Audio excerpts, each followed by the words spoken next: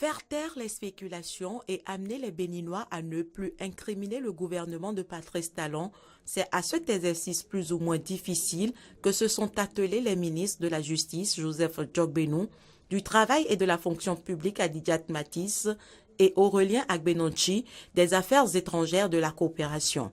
À bâton rompu, chaque ministre a essayé de répondre aux préoccupations des journalistes telles que l'affaire CNSS, les conditions de vie de nos prisonniers et les insuffisances du RAVIP. Alors qu'une banque était sous administration provisoire, alors que cette banque a failli se voir retirer son agrément par l'institution communautaire, que pendant cette période, près de 17 milliards de vos cotisations, des cotisations de nos parents, de ceux qui sont à la retraite, sont confiés à cette banque-là. Vous ne pouvez pas demander à ce gouvernement de ne pas s'interroger sur les responsabilités. Vous ne pouvez pas le dire. Pour ces défenseurs des actions du chef de l'État, le Bénin se porte mieux que jamais grâce à la rigueur mise dans l'assainissement des finances publiques. Des actions qui augurent d'une meilleure gestion de la cité et qui ont des conséquences positives au-delà des frontières béninoises.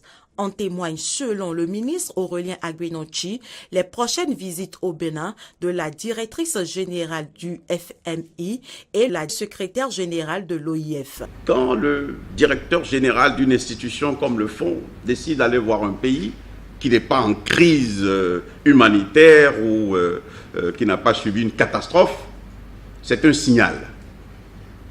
C'est d'abord un encouragement. Les retombées sont d'abord saluer la performance de la gestion rigoureuse qui est celle du gouvernement.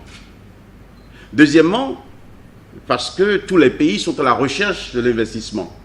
Le moindre fait en matière de diplomatie économique influence les décisions. La directrice générale du Fonds monétaire va au Bénin. Ça veut dire que c'est intéressant. Madame Michaëlle Jean, c'est la secrétaire générale de l'Organisation internationale de la francophonie. Elle brûlait d'envie d'aller voir ce pays qui commence par étonner. La ministre de la Fonction publique, quant à elle, a fait le point des négociations avec les confédérations et centrales syndicales. Elle a également apporté des éclaircissements sur les recrutements fictifs dans la fonction publique. Il y a un certain nombre d'agents fictifs qui ont été décelés et les complices de cette situation du ministère des Finances ont été mis aux arrêts. Le travail se poursuit. Nous venons encore d'en découvrir d'autres. La même chose va se faire.